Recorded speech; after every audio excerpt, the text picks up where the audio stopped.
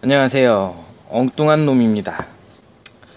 오늘 이 성경책과 둥근 지구 그리고 평평지구의 하늘돔 천궁에 대해서 성경책을 근거로 그리고 이제 뭐 보여지는 백과사전이라든지 이런 거를 근거로 한번 얘기를 좀 나눠보도록 하겠습니다.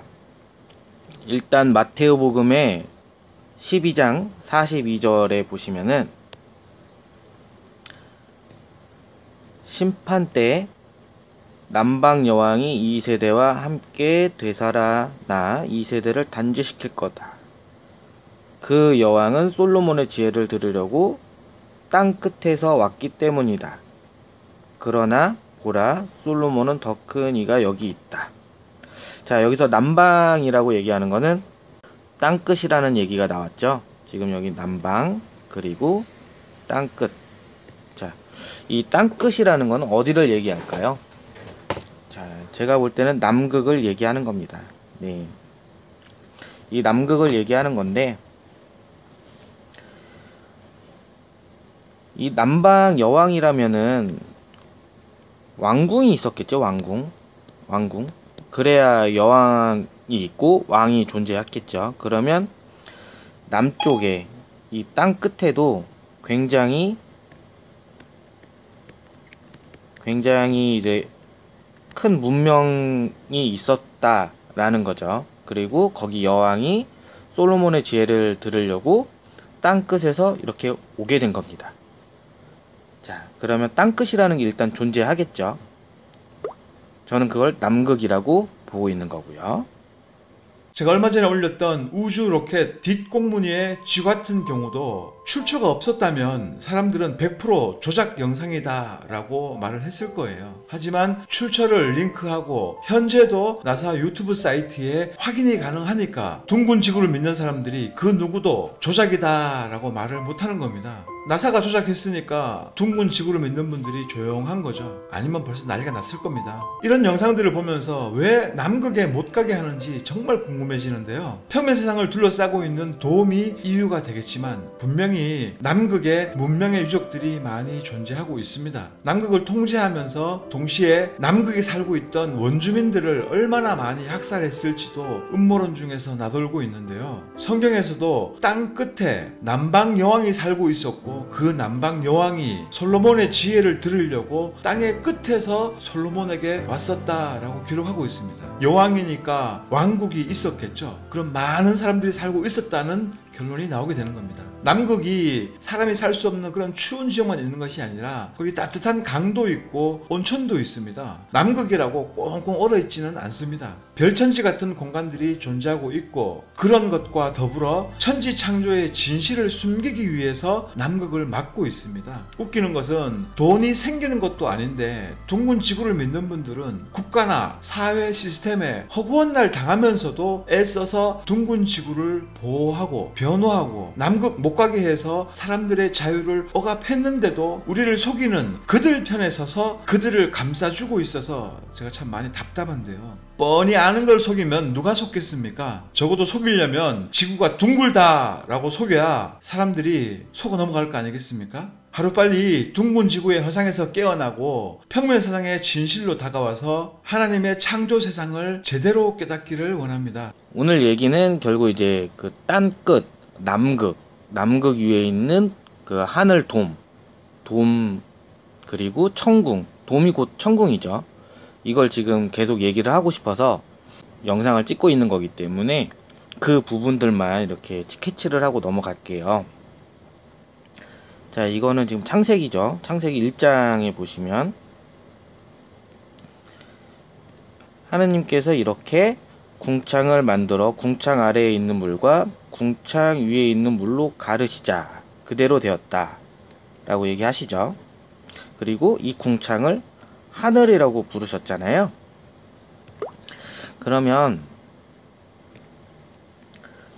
궁창을 만들고 궁창 아래에 있는 물과 위에 있는 물로 만들었잖아요. 자, 그러면 이렇게 태초에 물이 있고, 자, 여기 궁창이 이렇게 생긴 거죠.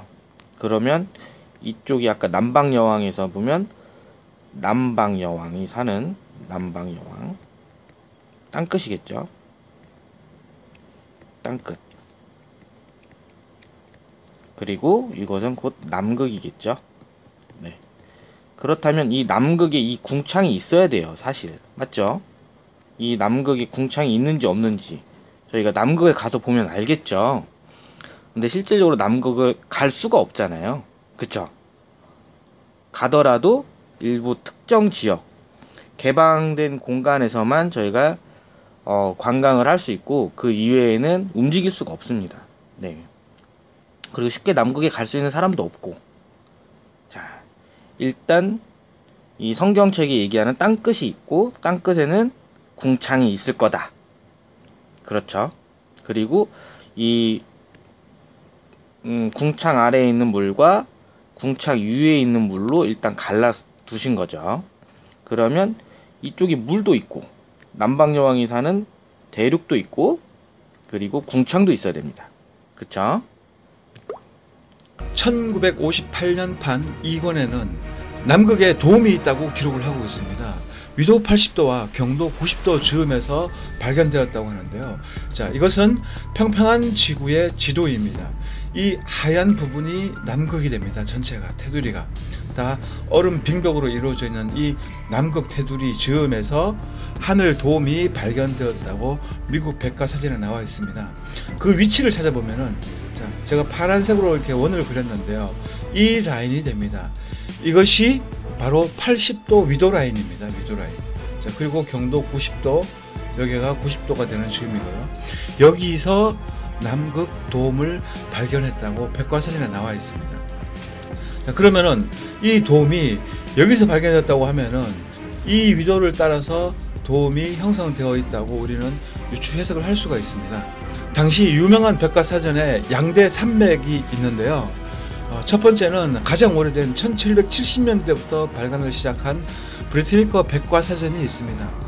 그리고 여러분들이 지금 오늘 보시게 될 1829년도에 출판을 시작한 아메리칸 백과사전이 있습니다.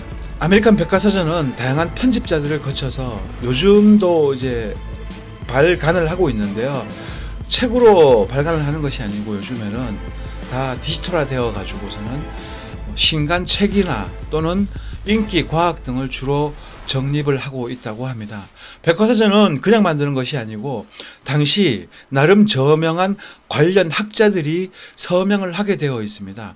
내용의 정확성을 인증하기 위해서 작성자나 또는 이를 검수하는 사람들이 있었는데요. 모든 내용은 정밀하게 검수를 통해서 발간을 하게 됩니다.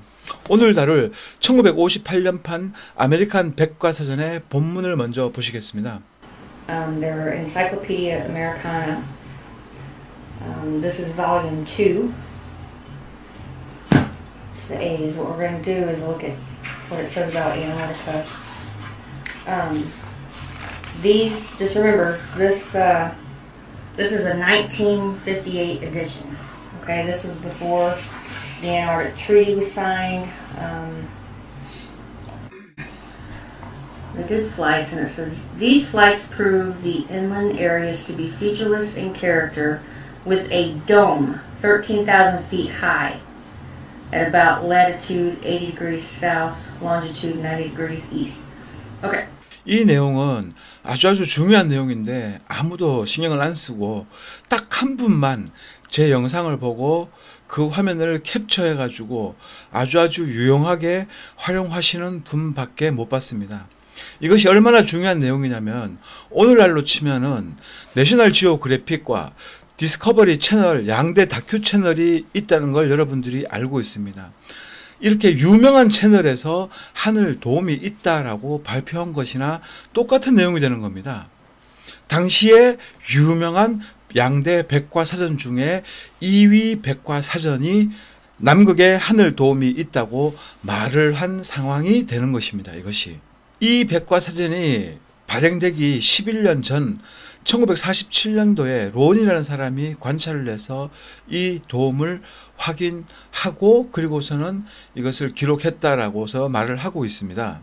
당시 보수적인 지식인들, 탐험가들이 소설을 썼을 이유는 없고요. 거듭거듭 확인을 하고 그리고 백과사전에 기재를 하게 되는 것입니다. 내용을 한번 자세히 보시겠습니다. 자, 이 내용의 번역은 배은한 교수님께서 번역을 해 주셨습니다. 내용을 한번 보겠습니다. 이 구절은 리틀 아메리카 V라는 기지가 설립이 되었고 이 기지가 아일랜드에 있는 헛포인트에 건설이 되었다 라고 되어 있습니다. 두 번째 문장을 보시면은 4대의 미국 비행기가 1955년 12월 20일 날 뉴질랜드로 갔습니다. 그리고 뉴질랜드에서 남극에 알려지지 않은 대륙의 여러 가지 대상으로 탐사 비행을 했고 그리고 이 사람들은 뉴질랜드로 다시 돌아왔다고 말을 하고 있습니다. 다음 문장이 중요한데요. 이 비행 탐사를 통해 가지고 남극에 위도 80, 경도 90에 13,000피트, 약 4km 정도 됩니다. 그런데 자, 도움이 왜 4km밖에 안 되냐고 말씀할 수가 있는데 당시가 1950년대다 보니까 기술력도 떨어지고 그렇게 좋은 비행기가 없습니다. 높이 날 수 있는.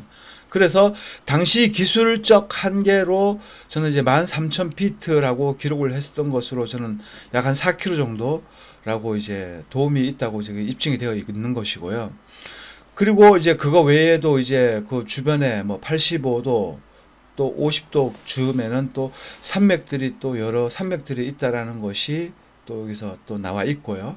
그리고 남극이 이것은 어떤 뭐 작은 규모가 아니라 그 독립적인 대륙으로서 인정할 정도로 크다라는 어떤 단위 사실을 갖다가 확인을 1947년도에 로운이라는 사람이 또 관찰해서 밝힌 적이 있다라고 기록을 하고 있습니다. 다음 문장에는 73명이 겨울철에 카이난만에서 지냈고 또 93명은 헛포인트에서 다른 임무를 수행을 했다. 그리고 1956년 3월 말에 남극에서 떠났다. 뭐 이런 내용인데요. 1958년판 미국 백과사전에 남극에 도움이 있다라고 했으니까 미국에 있는 평평한 지구를 믿는 사람들이 이 내용을 썼을까요? 안 썼을까요?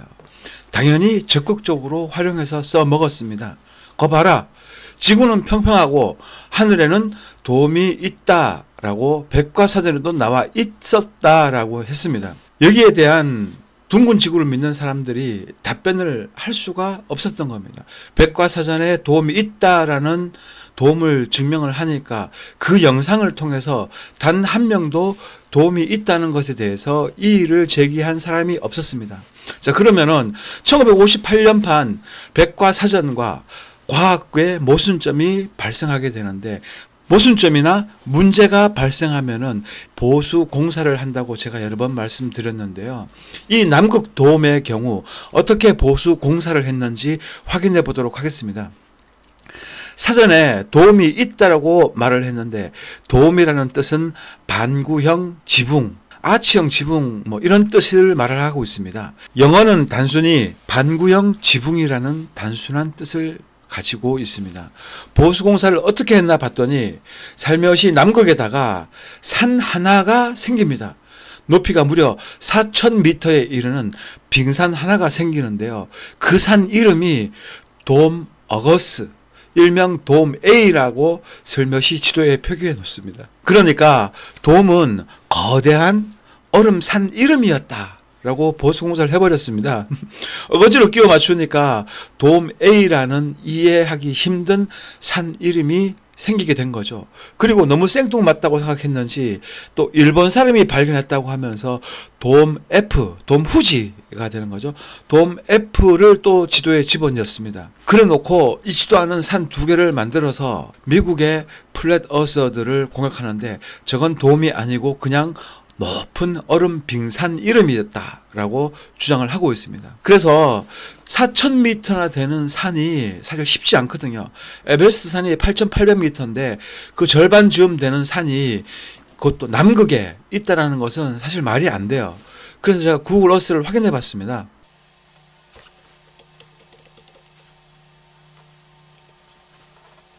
자, 여기가 돔 A인데요. 여기 보시면은 뭐 산이라고 하면은 이게 산으로 보일 정도로 아주 뭐 낮은 산, 산이나 뭐 산으로 보이진 않는데요. 뭐 한 아주 낮은 뭐 동산 정도로 보입니다. 자, 도메이가 있는데 여기에 무려 4,000m나 되는 높은 산이 보이질 않습니다. 보이질 않아요. 그리고 잘 뭐 표기도 되어 있지 않고요. 이렇게 도메이를 구글 어스에서 찾아봤더니 높은 산은 보이지가 않습니다. 자, 높은 산은 없었어요. 자, 그리고 이제 도매프를 한번 보겠습니다. 자, 돔 A가 여기 있었는데 바로 옆에 돔 F가 있습니다. 자, 돔 F도 산맥인데 뭐 산맥이라고 하기에는 뭐 그냥 벌판으로밖에 안 보이는 아무것도 없는 그냥 공터입니다. 공터인데 그 두 지점 돔 F, 돔 A를 지칭해 놓고 자, 이것이 높은 얼음산이다 라고 말을 하고 있는 것입니다. 자, 4,000m면은 얼마나 이 구글 어스에서 4,000m 산이 어떻게 보이는지 한번 보여드리겠습니다. 바로 후지산인데요. 자, 일본에 있는 후지산이 높이가 3,776m입니다. 자, 벌써 입체감부터 틀리죠. 자, 이 후지산은 높이가 3,600m. 그러니까 지금 돔 A보다 더 낮은 산이 되는 거죠. 자, 그런데 이렇게 완연하게 이제 입체감도 있고 굴곡도 있고 심지어 자세히 보면 그림자까지 있습니다. 이렇게 그림자까지 나타나고 하는데 우리가 조금 전에 봤던 돔 A는 그림자도 없고 그냥 벌판이었어요. 뭐 얼음 빙벽에서 안 보인다 뭐 이렇게 말씀하시는 분들 있을 텐데요. 얼음 빙벽이나 많아 최소한의 그림자 정도는 이렇게 이런 그림자 입체감 정도는 있어줘야 되는데 그냥 평평한 바닥이었던 겁니다. 그러니까 돔 A는 존재하지 않는 산입니다. 그러므로 돔 F 역시 존재하지 않는 산이고요. 이렇게 과학에서 엉성하게 보수공사를 해놨다라는 거죠. 만약에 제가 이걸 조작했을 것 같으면은 좀 전에 봤던 그 돔 A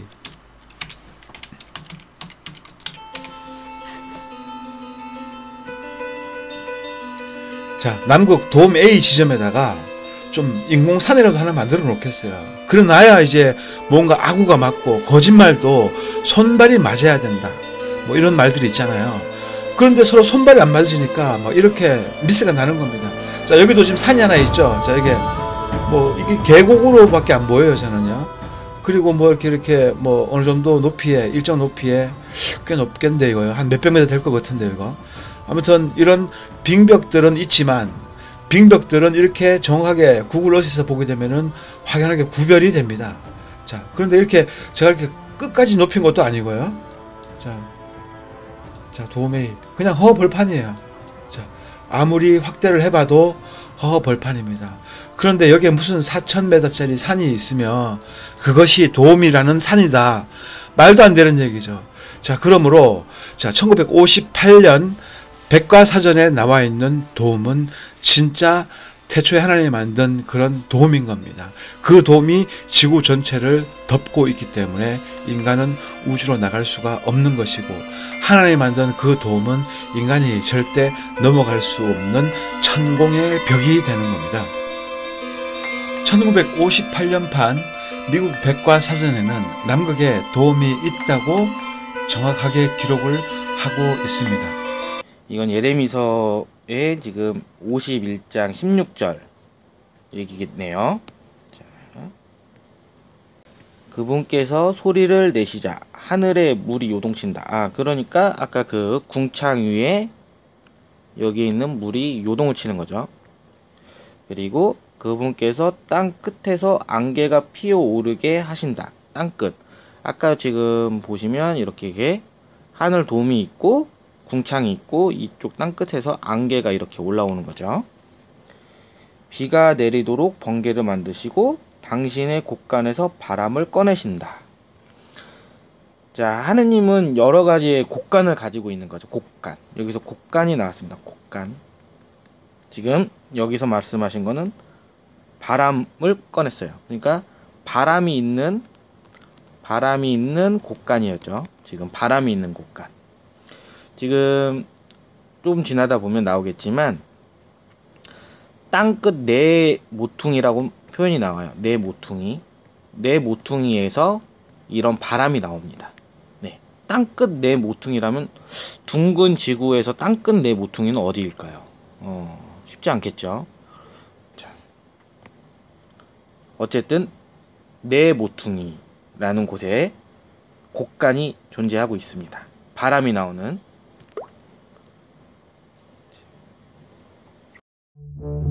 In the age of social media censorship, questioning whether or not the Earth is a globe has been deemed harmful thought. But why is this? We seem to be conditioned to think that the issue has been scientifically settled. But this is not the case. Our most popular scientists recognize that the geocentric model, where the Earth is at the center of the universe, is observably accurate.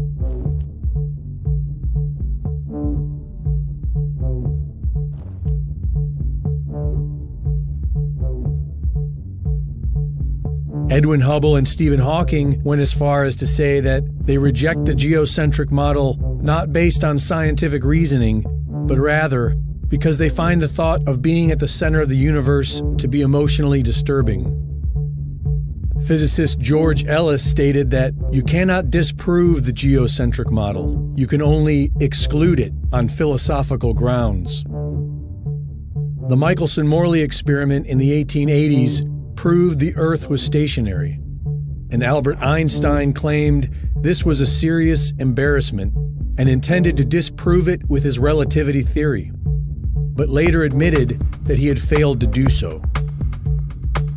We are conditioned to think that the heliocentric model is scientifically superior to the geocentric model, but when we apply scientific reasoning, we discover that this is not true. Contrary to popular thought, the scientific community has disputed the heliocentric model for centuries, such as the Earth's curvature.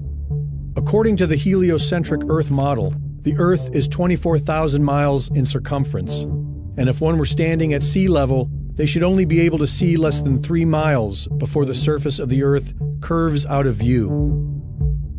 But this has been proven to be false for centuries, from the Bedford Level experiments of 1838 to modern photography. This photograph of Chicago was taken almost 60 miles away from Grand Mere State Park in Michigan. On a spherical Earth, this would be impossible. Using the Pythagorean theorem and the current dimensions of the Earth, the top of the tallest skyscraper should be 900 feet below the observable horizon. Local news explained this anomaly by claiming the image was a mirage. And what you're seeing here is a mirage. We typically would not be able to see this from the Lake Michigan shore. We talked about this last night. Conditions are right on the lake that we're actually seeing a mirage. They claimed that somehow light refraction and perfect weather conditions are responsible for creating a photorealistic mirage of the Chicago skyline, appearing to sit on the flat horizon from almost 60 miles away.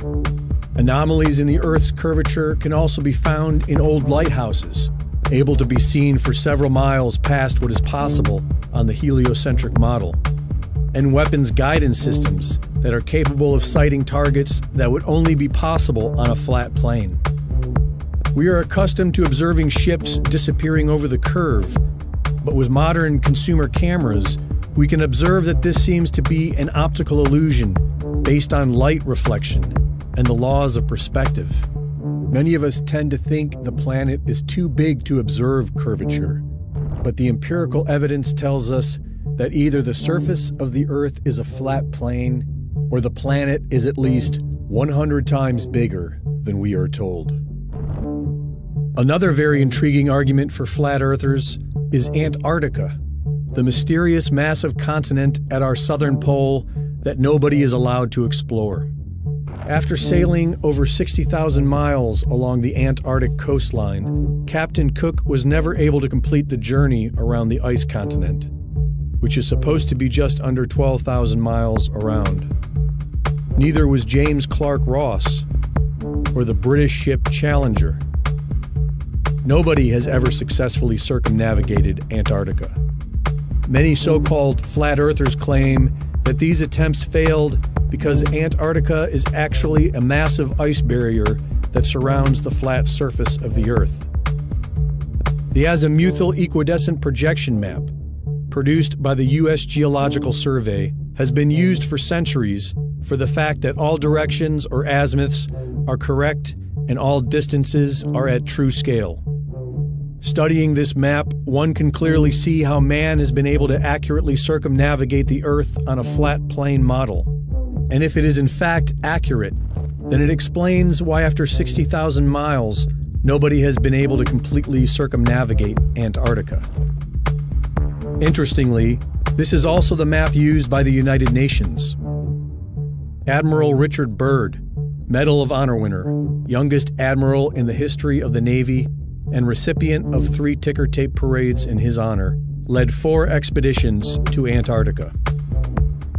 The 4th being a military operation known as Operation High Jump, with an aircraft carrier group, 4,700 men, 13 support ships, and 33 aircraft. Their stated mission was to establish the Antarctic research base Little America 4, but many believe the true nature of the secret mission was to root out the Nazis who arrived in 1939, claiming New Swabia and setting up a Nazi presence in Antarctica. In 1954, Admiral Richard Byrd spoke on TV of an area bigger than the United States with valuable resources, and announced a future of international exploration. Our very distinguished guest for this evening is Admiral Richard E. Byrd. Strangely enough, there's left in the world today an area as big as the United States that's never been seen by a human being. And that's beyond the pole on the other side of the South Pole from Middle America. We've found enough coal within 180 miles of the South Pole in a great ridge of mountains that's not covered with snow, enough to supply the whole world for quite a while. And I think it's quite astonishing that there should be an area as big as that unexplored. That's a tremendous So challenge. there's a lot of adventure left down at the bottom of the world. Well, Admiral, do you hope to see that? I do. So I'm willing to say to you that there will be a number of expeditions that will follow, I think, year after year, at the bottom of the world, because the government has really become interested. But this never happened.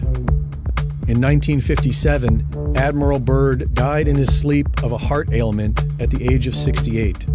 And on December 1st, 1959, all 12 countries active in Antarctica signed a United Nations treaty that outlawed all public travel south of the 60th southern parallel.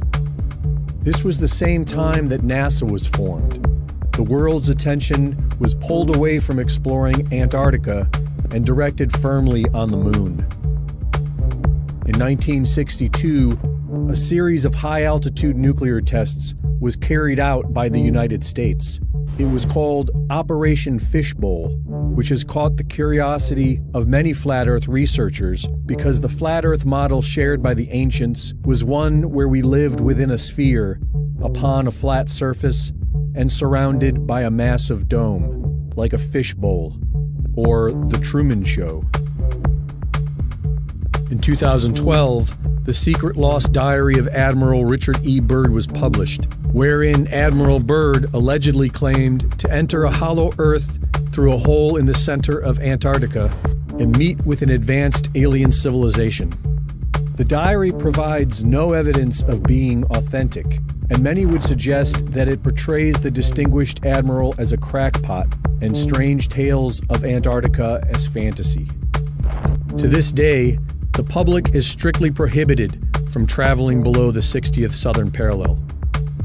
Nobody has ever completely circumnavigated Antarctica, and airplanes are prohibited from flying over the icy continent. What are they hiding? There is now talk of investing trillions of dollars to explore Mars. Why not Antarctica? If sharing videos about flat Earth is harmful, why not put it all to rest by circumnavigating Antarctica, documenting everything, and prove that the Earth is a spinning globe? For Infowars.com, this is Greg Reese. 그리고 여기는 지금 1장 26절 되겠네요.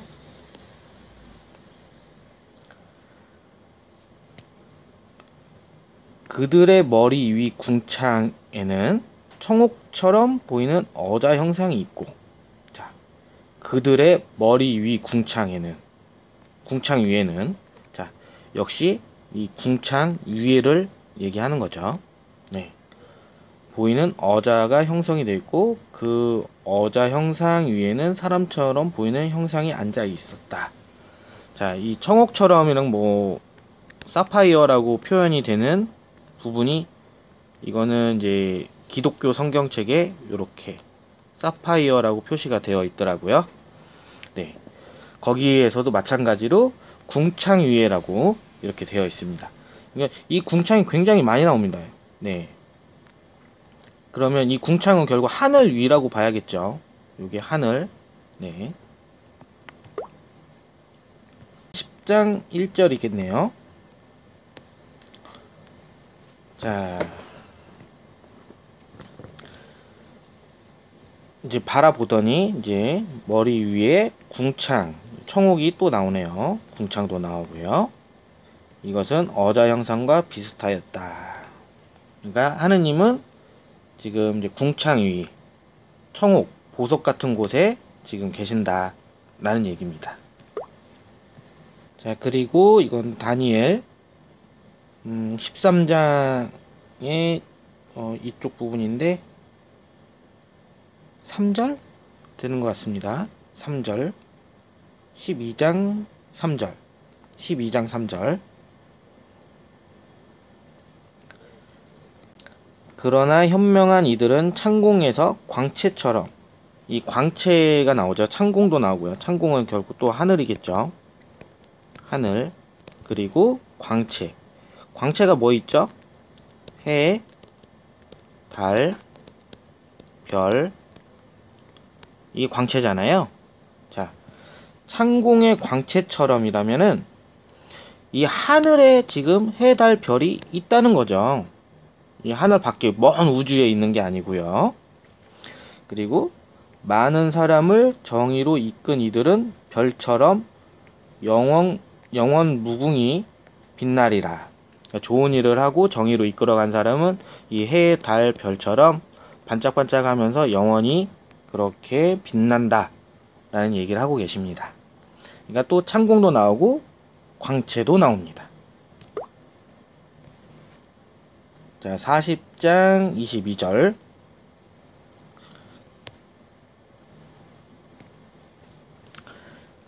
그분께서 땅 위 궁창에 좌정하고 계시고, 자, 땅 위에 궁창, 그러니까 땅 위에 궁창이죠. 또 요 위에 좌정하고 계십니다. 그러니까 하느님은 이 궁창 위에 계신 거예요.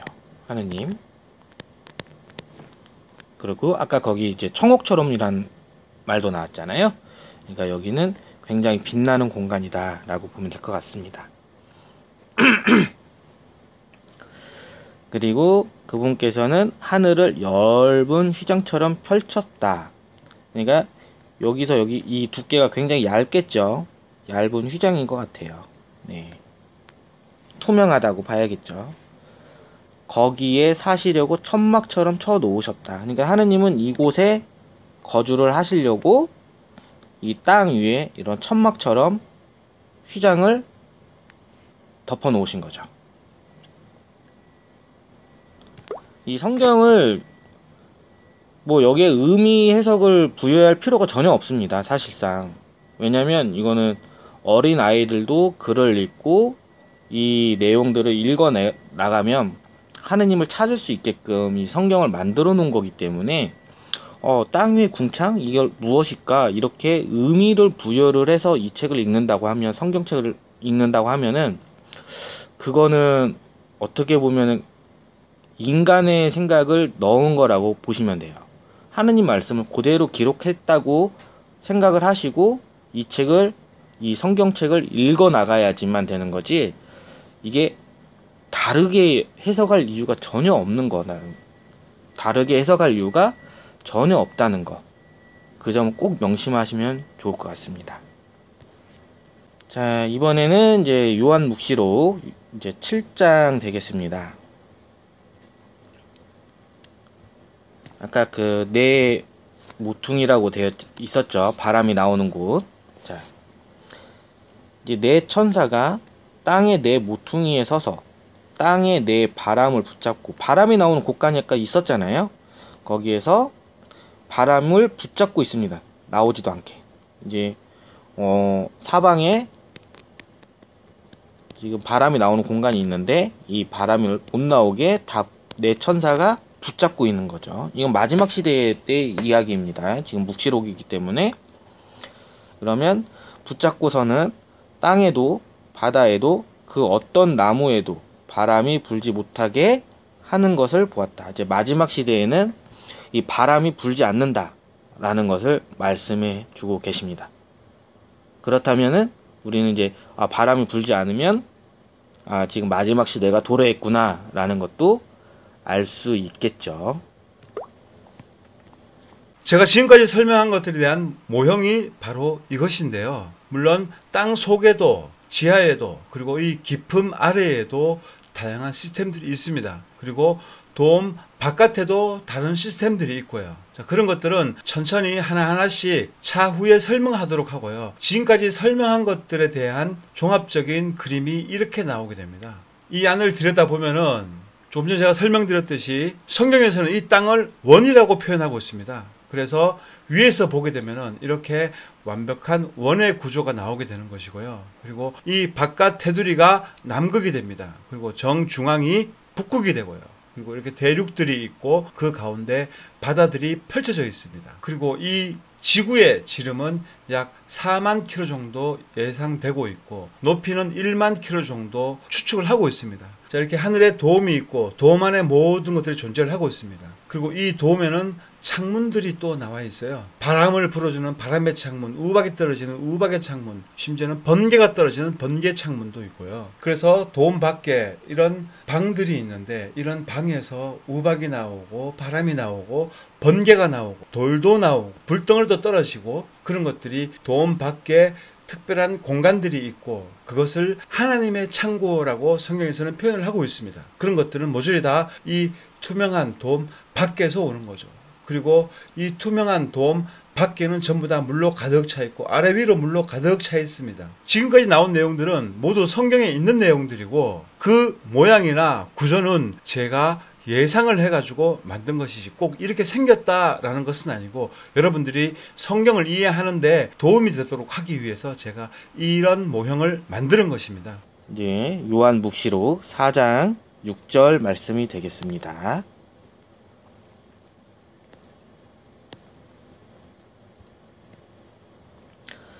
또 그 어자 앞에는 수정처럼 보이는 유리바다 같은 것이 있었다. 자, 계속 어자, 수정 뭐 이런 게 나오는데요.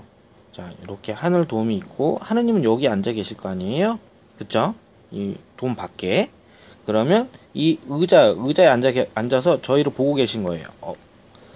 어자 앞에 수정처럼 보이는 유리바다 같은. 이게 지금 유리처럼 생긴 거예요. 얇은 뭐라고 그럴까, 돔을 지금 펼쳐 놓으신 거잖아요. 천막처럼 펼쳐 놓으신 거예요. 자, 그렇게 보시면 될 것 같습니다. 있는 그대로 받아들이시면 좋을 것 같아요. 이 부분은 이제 욥기 37장의 17절 얘기, 18절 얘기가 될 것 같습니다. 오늘은 뭐 이것저것 다 하는 게 아니고 일단 하늘 궁창, 그리고 뭐 이런 남극, 이런 돔 이야기를 쭉 할 거예요. 그래서 지금 다른 부분들은 일단 패스를 하고 이쪽만 짚고 넘어가겠습니다. 그분과 함께 하늘을 펼 수 있단 말입니까?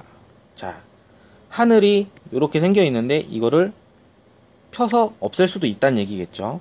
부어 만든 거울처럼 단단한 저 하늘을. 자, 아까 유리바다 같은 얘기가 나왔잖아요. 유리바다. 어자에서 봤을 때 유리바다. 그러니까 거울처럼 보인다는 거겠죠. 이게 그리고 단단하다고 지금 표현을 합니다. 단단해요. 자, 이건 돔이고 굉장히 단단합니다. 근데 어떻게 단단하냐? 또 보다 보면은 이거를 또 구름으로 만드셨다는 표현도 나오기도 해요. 구름을 단단하게. 자, 우리 얼음은 단단하잖아요. 그죠?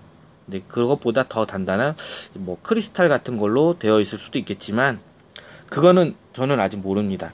이 그대로 읽어보면 일단 거울처럼 단단하다고 말하고 있습니다. 하늘이.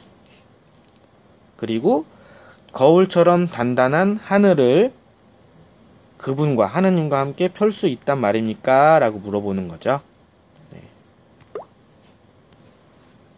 자, 요번 장은 욥기 27장, 예, 지금 26장 11절이죠. 그 분의 꾸지람에 하늘의 기둥들이 흔들리며 놀라네. 자, 저희가 하늘의 기둥을 볼 수 있을까요? 아니면 땅의 기둥을 볼 수 있을까요? 쉽지 않은 얘기지만,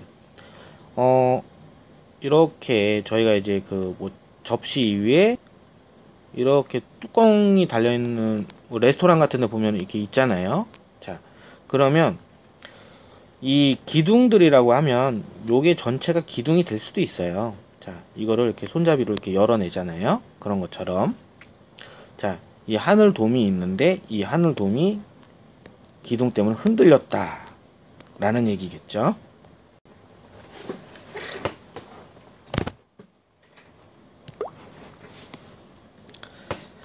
일단 하늘도 그 아까 단단하고 유리 같고 그렇기 때문에 이렇게 뒤 흔들리면서 움직일 수 있다. 하늘도 지진이 날 수 있다. 이런 얘기로 보여집니다. 자, 이번 장은 이제 욥기 38장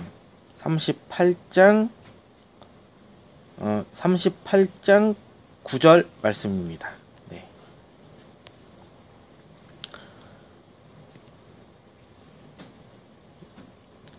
자, 내가 구름을 그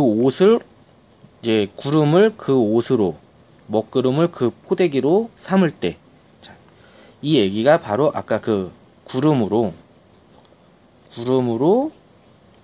하늘 천궁을 만드시고 이 천궁에 구름들이 모여 있지만 이 구름들은 또 유리같이 단단하다. 그런 얘기로 지금 보여집니다. 그리고 뭐 위에 잠깐 더 읽어보면 누가 문을 닫아 바다를 가두었느냐. 그것이 모태에서 솟쳐 나올 때. 모태라면 이제 창세기 때를 얘기하죠. 그때 바다를 막았다라는 얘기입니다. 문을 닫았다는 거죠. 이거는 하늘 돔이 있고 그리고 최초에 이제 돔 아래에 있는 물과 돔 밖에 있는 물을 나누셨잖아요. 그리고 이제 이쪽에 이렇게 이 돔 밖에 있는 물과 돔 안에 있는 물은 서로 또 연결이 되어 있습니다. 네, 이거는 노아의 홍수 때 또 제가 이렇게 몇 차례 설명을 드릴 테지만 노아의 홍수 때 보면은 하늘의 창문들이 열리고 그리고 기품의 표면에서 이제 물이 솟아 나오면서 하늘의 창문에서 비가 쏟아집니다. 40일 동안 쏟아지잖아요. 여기서. 자, 그래서 물이 이렇게 가득 차요. 가득 차는데 이게 약 1년에 거쳐서 이 물들이 일정한 처음에 있었던 그 높이를 제외하고 다 빠져서 바깥으로 나갑니다. 네, 그것도 나중에 한번 다뤄보도록 하겠습니다. 이번 장은 사무엘기 1장 10절의 말씀이시고요.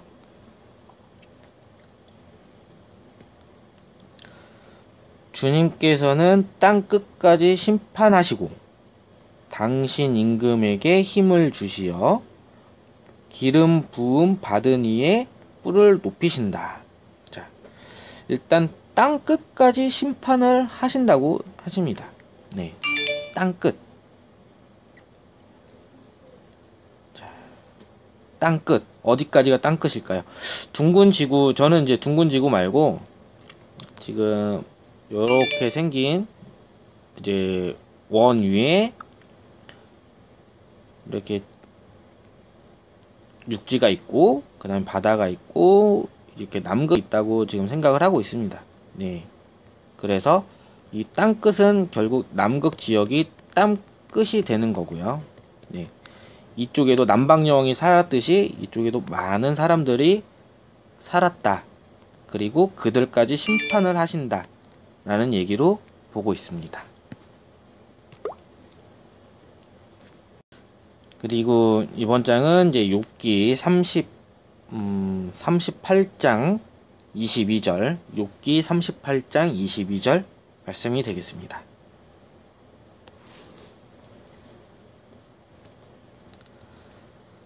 너는 눈 곳간에 들어간 적이 있으며 우박 곳간을 본 적이 있느냐 라고 또 말씀하시죠.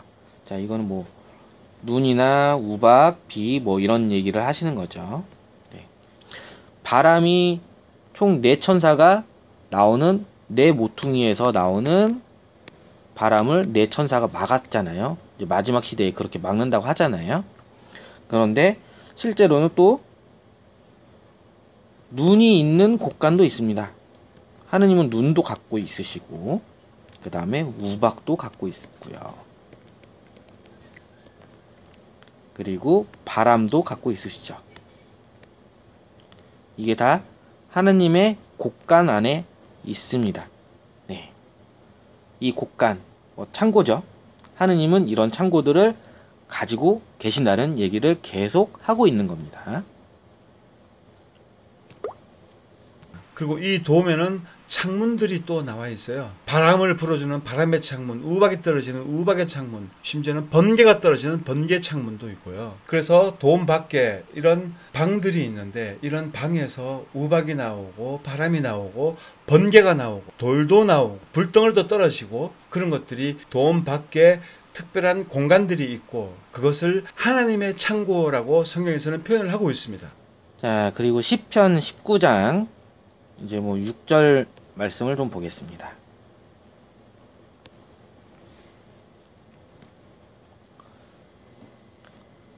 그곳에 해를 위하여 천막을 쳐주시니 해는 신방에서 나오는 신랑 같고 용사처럼 길을 달리며 좋아하네. 이렇게 또 말씀을 하시죠. 자, 그곳에 해를 위해서 천막을 쳐주셨다. 해가 이렇게 반짝반짝 하고 있는데 이 해를 위해서 천막을 쳤습니다. 자, 그럼 이 천막을 어디서 쳤을까요? 천막이니까요. 이렇게 쳤겠죠? 왜? 이 해는 땅을 비추라고 말씀을 하셨거든요. 창세기 때 보시면은. 자, 그래서 이 땅이 여기 있으면 해가 있고 그 위에 천막을 쳤다. 그러면 요거는 결국 하늘에 있는 돔이 되겠죠. 천궁이 되겠죠. 천궁. 그리고 유리처럼 단단하고 매끈하고 이렇게 생겨 있습니다. 자, 이번에는 사도행전 보겠습니다.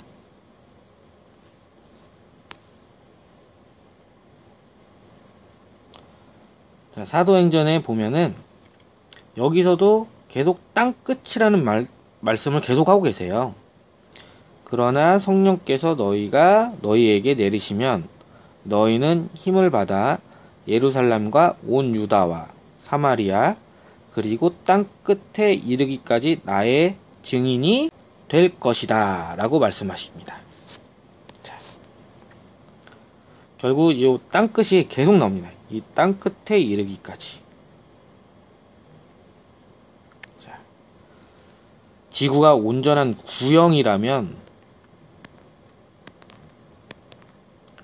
땅끝을 어디를 땅끝이라고 해야 되는지 일단 필요성이 있잖아요. 땅끝 계속 돌고 돌다 보면 땅끝이 나올 수가 없잖아요. 하지만 이제 지구가 이렇게 평면 형태의 원형이라면 땅끝이 나오잖아요. 땅끝. 땅의 끝을 알 수가 있습니다. 그래서 이 성경책에서는 계속 이 지구가 평평하다라는 것을 말씀해 주고 계십니다. 자, 이쪽은 지금 사도. 자, 17장 26절 정도 될 것 같습니다. 이 부분이 굉장히 중요한 부분이라고 저는 생각합니다. 자, 그분께서는 또 한 사람에게서 또 한 사람, 그러니까 또 한 사람이 아니라 그분께서는 또 한 사람, 여기 한 사람이라고 봐야 됩니다. 한 사람. 처음에 아담을 만드실 때 아담을 그저 사람이라고 말씀을 하셨어요. 처음에. 자, 한 사람에게서 온 인류를 만드시어 온 땅 위에 살게 하셨죠. 땅 위에 계속 살게 하셨습니다. 그리고 일정한 절기와 거주지의 경계를 정하셨습니다. 사람이 살 수 있는 거주지를 경계를 정했다는 거죠. 자, 사람은 이 땅에서 이 하늘 천궁이 있고요. 그리고 이쪽에 이렇게 남극이 이렇게 펼쳐져 있는데 이 남극 땅끝 바깥으로 나갈 수 없고요. 그리고 이 하늘을 뚫고 천궁을 뚫고 밖에 나갈 수 없습니다. 자, 그리고 해도 이 안에 있고 달도 이 안에 있고 해가 이렇게 회전을 하면서 그리고 뭐 가까이 회전할 때도 있고 멀리 회전할 때도 있고 그러면서 봄과 가을, 여름, 겨울을 만들어 주는 거죠. 그래서 일정한 절기도 만들어 주셨고 거주지의 경계도 정해 주신 겁니다. 네. 그렇죠? 이는 사람들이 하느님을 찾게 하려는 것입니다. 자, 이게 가장 중요합니다. 이는 사람들이 하느님을 찾게 하려는 것입니다. 더듬거리다가 그분을 찾아낼 수도 있습니다. 사실 그분께서는 우리 각자에게서 멀리 떨어져 계시지 않습니다. 성경을 읽으면 이렇게 하느님이 저희에게 가까이 있다는 걸 알 수 있습니다. 그런데 왜 이것을 멀리 하게끔 만드냐? 지구가 둥글고 우주가 있고 그죠? 태초에 빅뱅이 있고 이러다 보면은 저희는 하느님을 찾지 않습니다.